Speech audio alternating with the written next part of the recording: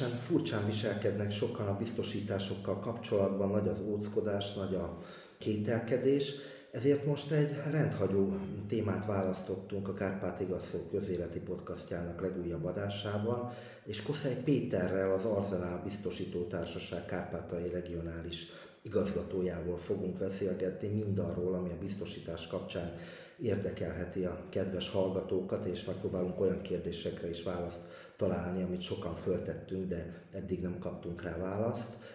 Legelőbb is kedves Pétertől én, a kérdező Dunda György, azt kérdezném, hogy hogyan lesz valakiből biztosítási szakember?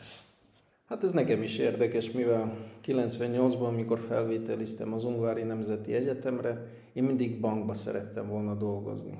Mindig tetszett nekem a banki munka, de ahogy az ember tanul a felsőoktatási intézményben, változik kicsit a véleményed, és egyszer jött egy ajánlat, még negyedikes lévén, hogy felvennének a garantált biztosítóba egy munkatárst. Épp kerestem már akkoriban munkát, elmentem dolgozni, hát is annyira megtetszett ez a szféra, hogy azóta is 2002 óta biztosítással foglalkozom. Sőt, más szakmám nem is volt soha. 23 éve vagyok ebbe a szakmába, összesen 2 biztosítóban dolgoztam, a Garantautóban, és 2012 óta az Arzenál biztosítónak vagyok a vezetője Kárpátalján. Érdekes szakma, engem rögtön megfogott, mivel nagyon szeretem az autókkal való munkát, de ilyen formájában nem gondoltam, mivel itt sok a baleset, sok emberrel beszélgetünk nap mint nap, érdekes. Szóba hoztad az autókat, illetve a baleseteket, nyilván a kettő szorosan kézben jár, hiszen aki autót vezet, sajnos benne van a pakliba, hogy történhet kellemetlenség, baleset. És mi a tapasztalat, vagy mi a gyakorlati útmutatás olyan esetben, hogyha valaki akár itt nálunk Kárpátalján, vagy rosszabbik esetben külföldön történik valakivel baleset, értelemszerűen rendelkezik biztosítással, hiszen kötelező a belföldi biztosítás és a kötelező gépjármű, és külföldre is ugye csak zöld kártyával lehet kiutazni. De mit kell csinálni ugye azon kívül, hogy az ember baj esetén pánikba esik? Mi a teendő ilyenkor? Hát azt mondom, hogy ilyenkor az emberek többsége pánikba esik, és mindenki, amikor megveszi a biztosítást, úgy tervezi, hogy hát az csak a rendőrök miatt veszi, vagy a határátlépése véget. De viszont amikor baleset történik, nem nagyon tudnak az emberek eligazodni a teendőkbe. Elsősorban mindenkinek van a felelősségbiztosítása, és amikor a mostani változások alapján már rendőrt nem kell hívni a helyszínre, hanem el lehet intézni az egészet egy úgynevezett Európrotokoll alapján, amit a 2 fél kitölt, és ha nincs a 2 fél között vita tárgya, afelett, hogy ki a balesetnek az okozója, akkor ezt nyugodtan ki lehet tölteni, és ez alapján manapság a biztosító rendezi az okozott kárt. Mostanában egy kicsit megváltoztak a biztosítási feltételek, sokan észrevették, hogy megdrágult a biztosítás, de mindenki azt hiszi, hogy egyszerűen megdrágult, közben megváltozott az egész lényege a biztosítási kárrendezésnek, és úgy mondanám, hogy ez olyan európai lett. És pontosan az Európrotokoll, amiről szó esett, ezt az ember indulás előtt jobb, ha kinyomtatja, nyomtatott formában van nála, vagy esetleg digitálisan. Igen, régebben a biztosítók mindig minden felelősségbiztosításhoz adtak nyomtatott Európrotokollt. De mivel ezt 10 éven át mindenkinek adták, annyi lett belőle mindenkinél, hogy most már nem adják. Sőt, az utóbbi években már ki lehet tölteni az Európrotokollt digitálisan is, mindenkinek van mobil helyszínen, és ott ki lehet tölteni elektronikusan. Ez oda beírja az ember a saját nevét, a jogosítványát, az autóról az adatokat, a biztosításáról, lefényképezik a helyszínt, eltöltik, és e-mailben megjön nekik. Ezzel az elektronikus protokollal mennek a biztosítóba. Értem. Úgy tudom, hogy mostanság az az eljárás, hogyha valaki külföldre utazik, akkor már aznap nem köthet zöld kártyát, tehát külföldi gépjármű biztosítást, hanem legalább egy nappal korábban előző nap kell megkötnie, sőt, ha nem rendelkezik ilyennel, akkor már a határátkelőhelyen is megbüntethetik, ez igaz? Büntetik az embereket, amikor jönnek vissza Európából, és nincs biztosításuk. De ha nincs biztosításuk, az ukránok ki se engedik az embert. Mert a rendszám alapján látják, hogy nincs kötelező zöld kártya. Ez is felelősségbiztosításhoz tartozik, csak van belföldi és külföldi. Nálunk még ez nem egyezik. Tehát sokan, ha jól értem, a határőr nem is kéri el nem kéri, ő rendszám alapján, igen, az ukrán határőr nem kéri el, ő rendszám alapján látja, hogy van, vagy nincs. A túloldal mindig elkéri, mivel ők nem nézik a mi rendszerünket. De viszont nagyon sokan eset volt, amikor az emberek a háború elején kimentek, és fél év múlva, vagy egy év múlva tértek visszafelé, akkor viszont a leggyakrabban a lengyel, illetve a szlovák határőrök kérték, és gyakran az embereket 60-80 ezer grivnyára megfelelő euróra bírságolták, mivel az európai területen voltak zöld kártya nélkül. Az a megengedett időszak a háború elején az azt hiszem fél évig tartott, és az emberek ezt túllépték. A gépjárműre ugye egyrészt kötelező, másrészt az ember ezt szem előtt tartja és rendre köt biztosítást is, ha külföldre utazik.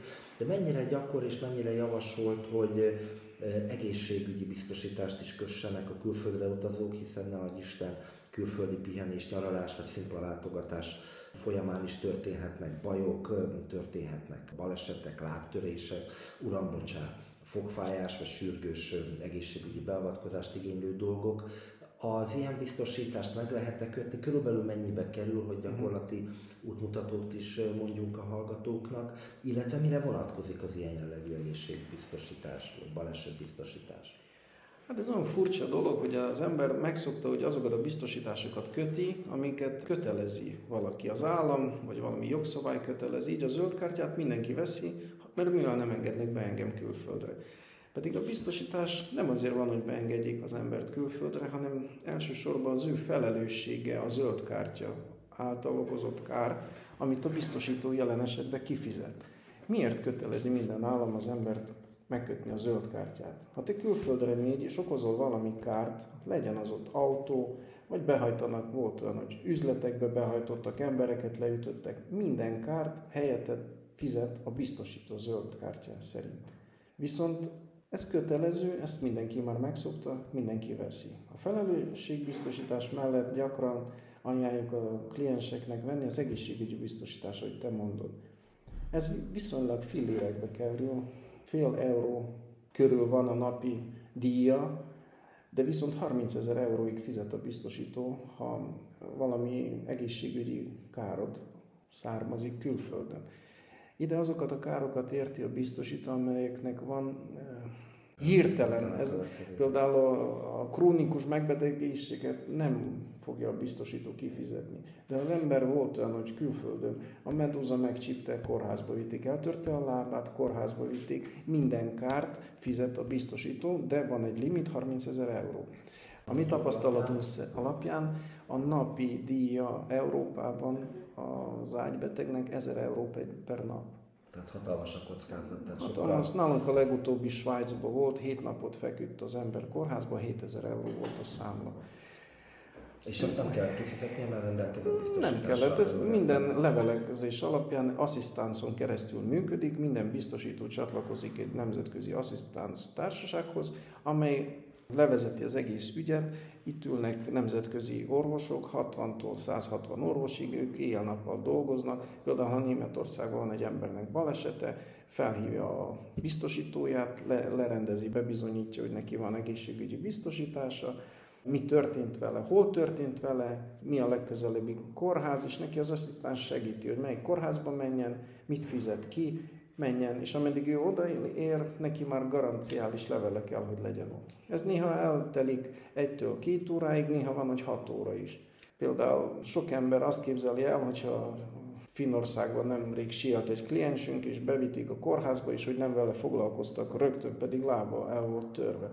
Sajnos a síelő központokban sok embernek törik a lába, ő volt a 4. adott esetben, és várta a sorát. De a fizetési részét a biztosító állja, viszont igen, a komfortra nem mindig lehet számítani. Tehát azért jobb, ha az ember bebiztosítja magát, és ahogy említetted, viszonylag kevés ráfordításból nyugalomban, biztonságban tudja magát érezni. És ha már itt tartunk, akkor nagyon érdekes a biztosítási kultúra. Ukrajnában, de esetünkben Kárpátalján, a mi régiónkban. De hogyan ítéled meg több mint 2 évtizedes tapasztalatod alapján milyen a biztosítási kultúra? Változik-e? Az emberek tudatosabban viszonyulnak ahhoz, hogy értéktárgyakat, vagyonukat, saját életüket, egészségüket bebiztosítsák, vagy ahogy már többször említetted eddig az interjúban, ami kötelező, arra koncentrálnak, ami nem, arra pedig legyintenek, viszont ha megtörténik egy baj, ne adjék, akkor itt utólag az ember ugye vakarja a fejét. Mi a tapasztalat?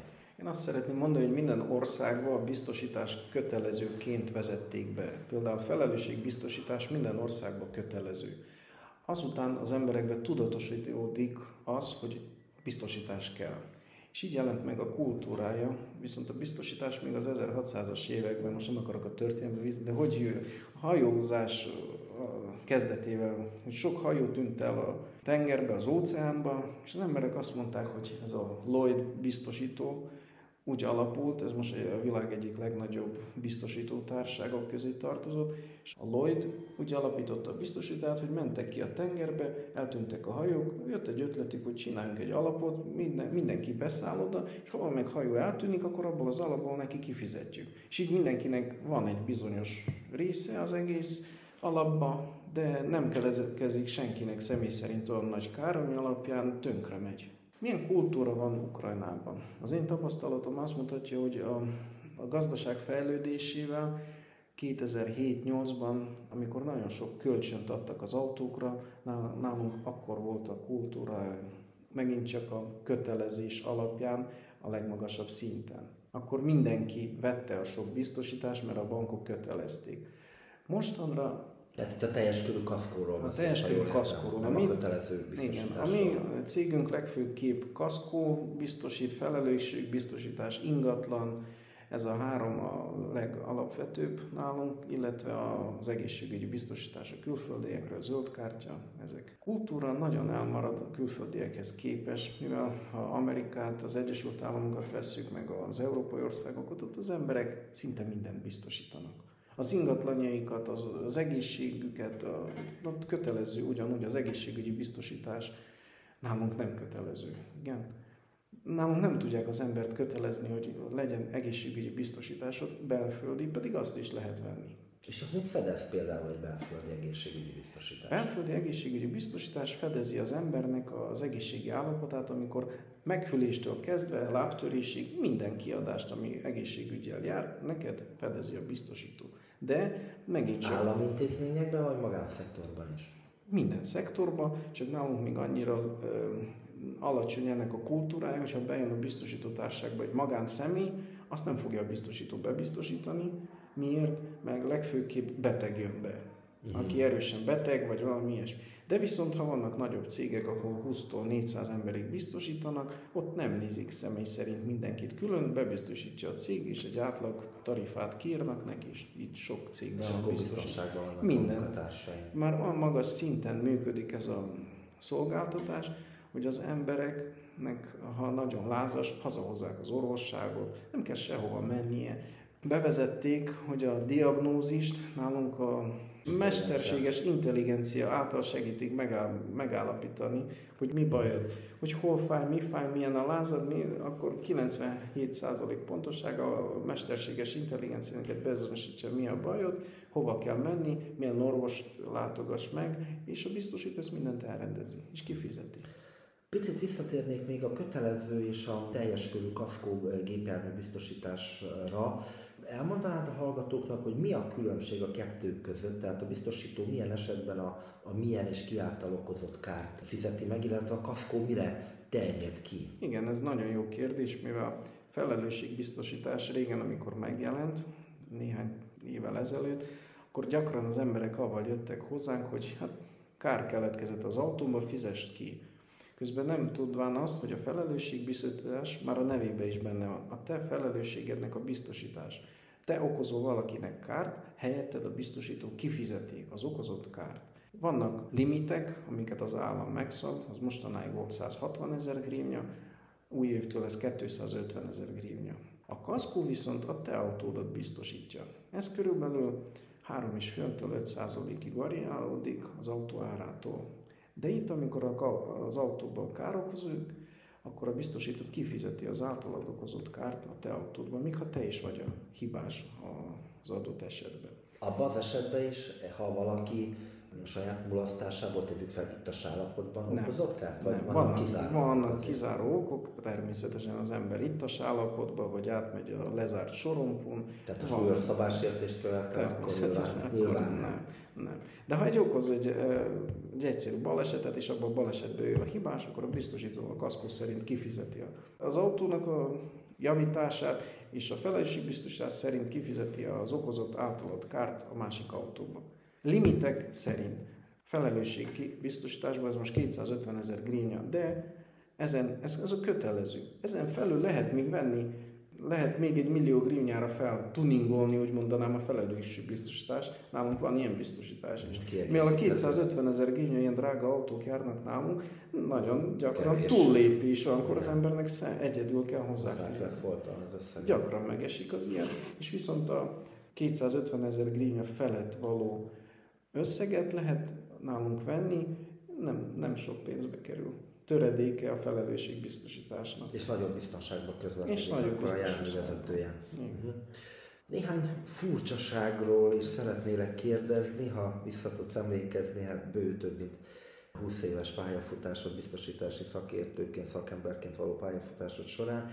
Mi volt a legfurcsább típusú biztosítás, amit kötöttek, vagy a legfurcsább biztosítási eset, amikor nektek közbe kellett avatkozni? Fel tudod idézni esetleg? Az esetet így vissza tudok emlékezni, amikor például egy ember elég gyorsan behajtott a faluba, ahol hajtottak át a teheneket. Kaszkója volt, és a tehenet úgy leverte, hogy a tehén ráesett az autóra, a szélvédőre, a tetőre, és átrepült az autón. Az autó nem lett totálkáros, nagyon nagy kár lett viszont benne, és még az ember is megsérült. Biztosításban nagyon nagy a visszaélések? A visszaélések, igen. Ezzel a biztosításban... Erről tudnál mesélni? Ez is nagyon érdekes. Erről sokat tudnék mesélni. Vannak, akik erre szakosodnak, szándékosan mostanában, ha megérzik egy ha megérzik a biztosítón, hogy gyengén viszonyul ehhez, akkor rögtön rászállnak. Nekünk voltak ilyen periódusok, igen. Most nem érzem. És mit követnek el konkrétan? Milyen ügyekben próbálnak? Amikor valaki balesetekben, autókkal, mivel az autók nagyon drágák.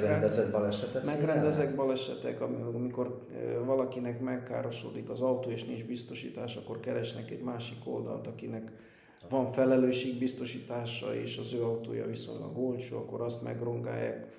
Mintha balesetet okoztak volna, hogy kifizesse nehéz bizonyítani, mivel gyakran ők elég jó szakosodnak, elég jó szakemberekké váltak már ebbe a szférába. Na de nálunk is viszont vannak szakemberek, mi itt vagyunk egy-néhányan a cégben, nálam a legtöbb munkája a baleseti szakértőnek van. Lépten-nyomon, alig van helyen, mivel annyi balesetünk van, és köztük néha vannak sajnos ilyenek is. Gyakran olyan biztosítást kérnek az emberek, akinek már károsult az autó, és be akarja kaszkóra biztosítani. Ilyenkor vannak munkatársak, sajnos voltak nálunk is. Ez is hozzájuk tartozik. Ilyenkor elbúcsúzunk az ilyen munkásoktól, sőt gyakran a rendőrség foglalkozik velük. Volt sajnos rá példa, 20 év alatt, sokféle éve.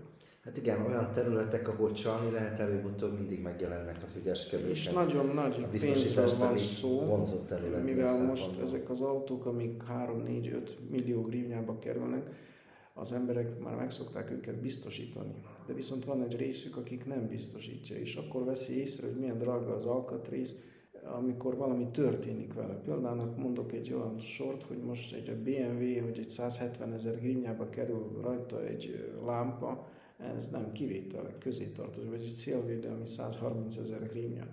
És az emberek akkor jönnek rá, hogy hát most kéne egy biztosítás. De most már nem tudod megkötni. Utólag nehéz kötni. Igen, biztosítás az a lényeg benne, hogy te veszed, amikor még rendben vagy, és ha valami történik veled, akkor neked kifizeti a biztosító. De ha nem történik semmi, akkor az embereknek olyan érzésük gyakran akad, hogy hú, hát én kidobtam egy évre most 40 000 grivnyát, és valahogy vissza kéne verni ezt az összeget.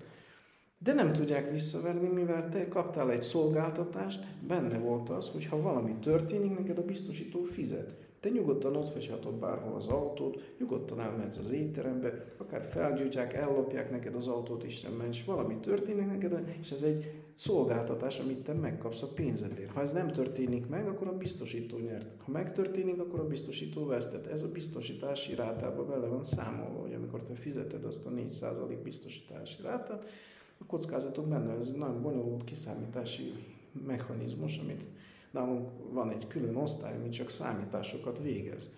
És egyébként említetted, hogy gépjármű esetében 4% körüli a teljes kénybiztosítás, és például lakások, ingatlanok esetében hogy működik ez a számítás, illetve ami nagyon érdekes, hogy mire vonatkozik, a kaszkót azt nagyjából körbejártuk, de egy ingatlan biztosítás tűzesetre, árvízre, természeti katasztrófákra is vonatkozik, tehát a Viszmajorra, vagy mi az, amikor a biztosítótársaság nem fizet?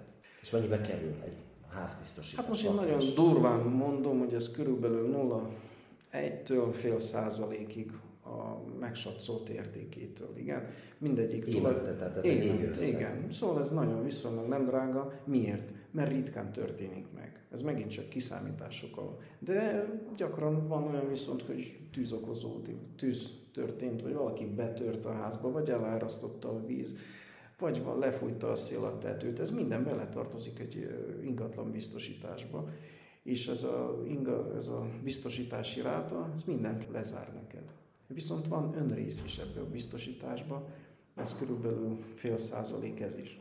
Ez azt jelenti, hogy ha a te házadnak az értéke 100 000, vegyünk egy egységet, akkor a fél százalék ennek az 500, jól mondom, hogy igen.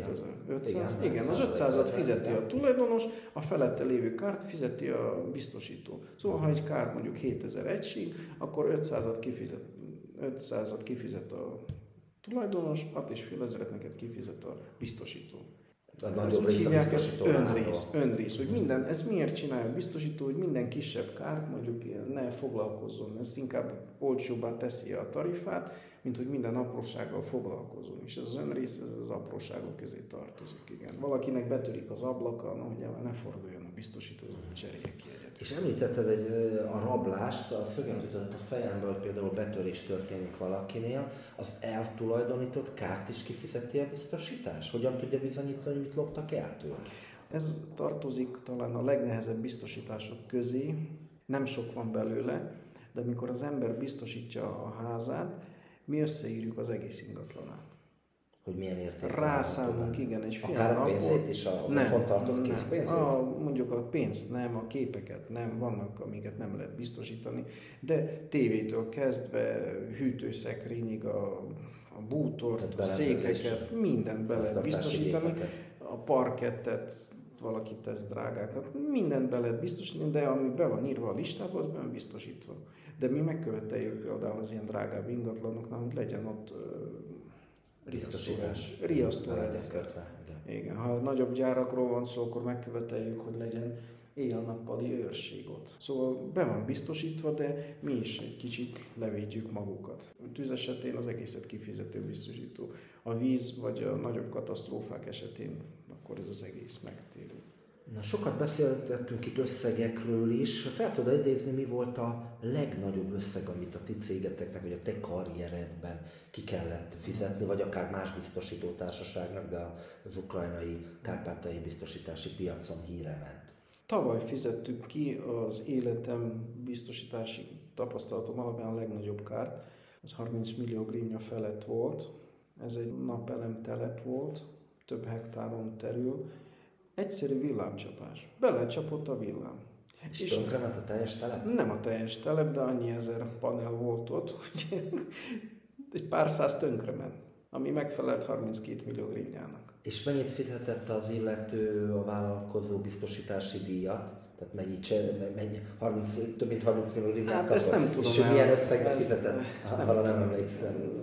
Nem tart engem a és egy ekkora kifizetés után egyébként a biztosító cég életben marad, nem megy csődbe? Nem, ez annyira meg van szervezve a biztosításban, hogyha helyesen beszervezni. Alá vannak írva sok szerződés, úgy hívják, hogy átbiztosítási ráta. Szóval mi, ha veszünk magunkra sok biztosítást, a törvény szerint és matematikailag nem tudsz magadon hagyni, mint biztosító sok millió vagy milliárd grivnya felelősséget. Mert ha egyszerre megtörténik ez az eset, nincs egy biztosítónak se annyira sok pénze, hogy kifizesse. Mondjuk én akárcsak a Kárpátaljai Filióban minden hónapban biztosítok több millió grivnya felelősséget. Na, ha nekem adnak sok vagyont, mi azt biztosítjuk. De mi tartunk magunkon egy bizonyos millióig, a továbbit átbiztosítjuk külföldön. Nálunk vannak szerződések, francia és német, svájci, ezeket a cégeket úgy hívják például Swiss Re, a reinsurance szóból, hogy átbiztosítás. Ezek olyan biztosítók, amik nem foglalkoznak utcai biztosítással így képletesen, hanem csak biztosítókkal bejött pénzzel dolgoznak, és ez átbiztosítás lehet. Nem úgy tetszik, hogy a biztosító is bebiztosítja magát. Igen, és ez az egész világon így működik, mert ez nem helyes, ha magadon tartol olyan felelősséget, amire nincs neked elég tőkéd. Neked a tőkét kell, hogy tudja fedezni, ez is egy matematikai képletek szerint működik, mennyit tarthatsz magadon, mennyit kell átbiztosítani. És ilyenkor, amikor kifizet egy biztosító nagyobb összeget, akkor bekapcsolódik a kifizetési procedúrába, úgymond ez a Hannoverre biztosító, amely adott esetben át volt biztosítva, és ők is segítenek, benne vannak, jönnek, néznek, bebizonyosodnak, hogy ez megtörtént, és az egész így működik, és ez nagyon érdekes. Valahol hasonlóság is van, említetted, hogy bankárnak készültél, biztosítási szakember lettél, de valahol a biztosítás és a pénzügyi bankrendszer találkozik. Igen, hát én erre úgy mondanám, hogy minden embernek, mint külföldön van saját bankára, van saját fogorvosa, már úgy jön ki itt is nálunk sok családnak, én vagyok a baleseti, meg a saját biztosító. A biztosító. Igen. Egyébként a biztosítási kultúráról már kérdeztelek, összességében milyen átrendeződések vannak jelenleg, vagy hogyan tudnád jellemezni a globálisan az ukrajnai, azon belül kárpátaljai biztosítási piacot? Hát én az ukrajnait úgy jellemezném, hogy régen, amikor én bejöttem a biztosításba, akkor Ukrajnában volt 450 biztosító. Mi úgy nevettünk ezen, hogy mivel 450 képviselője van a Verkhovna Rádának, hát annyi biztosítója volt Ukrajnában. Viszont ez a megtisztulás folyamatban van, és ennek nagyon örülök, mivel a legerősebbek maradnak életben, ugye?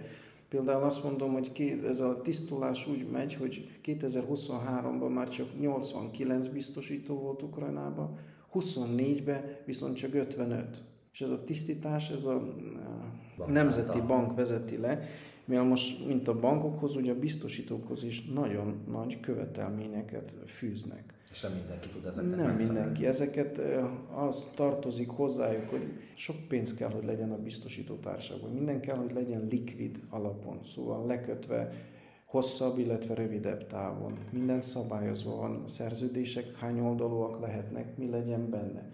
Például, ha egy biztosítónak nagyon nagy a tavalyi évhez képest több pénz jött be, akkor azt kérik, hogy a tulajdonosok öntsenek bele több pénzt, hogy nagyobb legyen a likviditás. A tulajdonosok ilyenkor arról gondolkoznak, hogy ez nekik megéri, vagy nem. És sok biztosító azt mondja, én nem növekedek tovább, nekem ez a szint elegendő. És a ti biztosító társaságotok, ugye, mint említettem, az Arzenál országos biztosító társaság, aminek Kárpátaljai regionális vezetője van. Ezt az Arzenál biztosító céget hogyan tudjuk elhelyezni országos viszonylatban? Mekkora nagysággal, a piac mekkora területével rendelkezik? A piacon mi szakosodunk nagyon a kaszkóra, ez a mi kaszkó felelősségbiztosítás. A kaszkóban második helyen vagyunk Ukrajnában.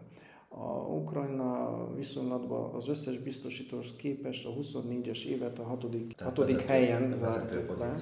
Igen, a top 10-ben mindig benne vagyunk. Most a Nemzeti Bank megköveteli minden biztosítótól, hogy legyen stratégiája a következő 3 évben. Most jöttem Kijevből, és nálunk a következő 3 évvel az a stratégia, hogy a top 5-be bekerülni. 95% legyen az emberek elégedettsége. Ezt egy külső cég mindig vizsgálja.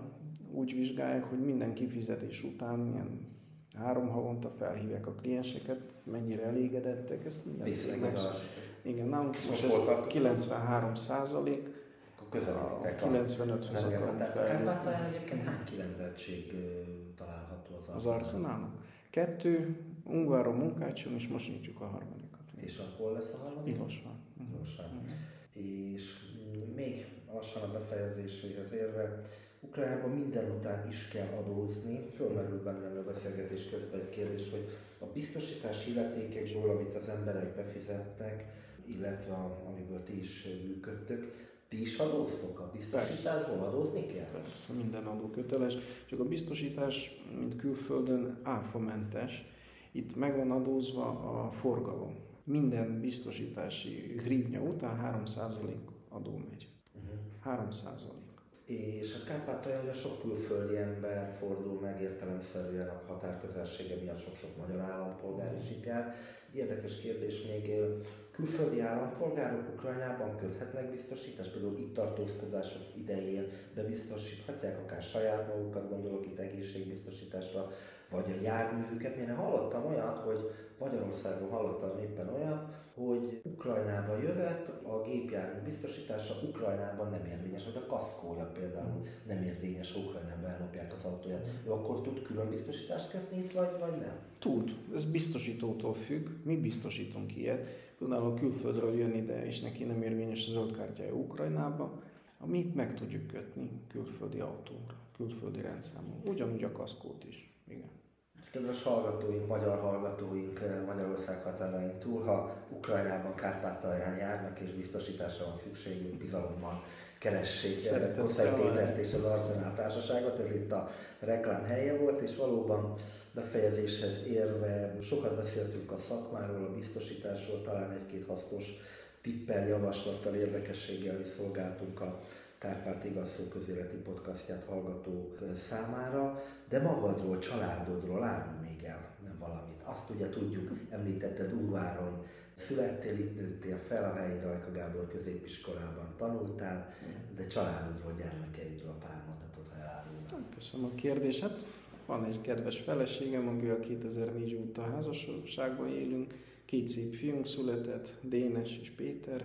Mind a kettő úgy szintén a Rajka Gábor középiskolába jártak, a kisebbik még jár is. Feleségem Ungvári Nemzeti Egyetem docense, ő orvosi diplomával most a külföldi diákokat tanítja angol nyelven. És hogy elbúcsúzzak tőled, gondban vagyok, sok sikert szeretnék neked kívánni, csak azon gondolkodom, hogy a sok siker, a sok jó munka a te esetedben mit jelent? Sok biztosítási ügyet, vagy kevés biztosítási ügyet? Tudod, nálunk úgy van a cégünk, hogy mi nem foglalkozunk nagy PR-ral, nem költ sokat a cég reklámra, és nálam ténylegesen, amikor történik baleset, én örülök, mert ez a mi reklámunk. Én örülök neki, mivel az az ember, aki gyakorta megkapja a pénzt, nekünk több reklámot hoz, mint azok a bigboardok, vagy egyéb reklámfelületek, amik alapján az emberek értesülnek rólunk. Tehát amikor jönnek hozzám, néha elnézést is kérnek, bocsánat, kár okozott. Gyere bátran. Hiszen ez a munkátom. Én ennek örülök a legjobban. Történt, te fizettél érte, én örülök, hogy tudom bebizonyítani neked, mennyire működik Ukrajnában a biztosítás. És gyakran megmondom, hogy sokkal jobb szolgálatot tudunk nyújtani az embereknek, mint külföldön. Ebből biztos vagyok már. Ukrajnában úgy, mint nagyon sok helyen mondják, hogy ez a digitális banki felületek, minden. Én azt mondom, hogy most a biztosítási szakterület is tud nyújtani az embereknek, hogy nem érkezik pislogni, és már ki van fizetve. Ez szorosan nem kell értelni, de például, ha valaki jön és meg van ütve az üvegje, másnap ki van fizetve. Na, ezek jó hírek, persze az a legjobb, ha kedves hallgatóinknak nem történik problémája, de vigyázzanak az értékeikre, legyenek tudatosabbak vagyontárgyai gépjármű biztosítási terén, hiszen az ördög nem alszik, ahogy tartja a mondás is. Én pedig a kérdező szerepében Dunda György szeretném megköszönni Koszai Péter biztosítási szakembernek, hogy a Kárpát Igaz Szó rendelkezésére állt. Önök pedig, kedves hallgatók, hallgassák a jövőben is a Kárpát Igaz Szó közéleti podcastjait. Köszönjük, hogy ma is velük tartottak.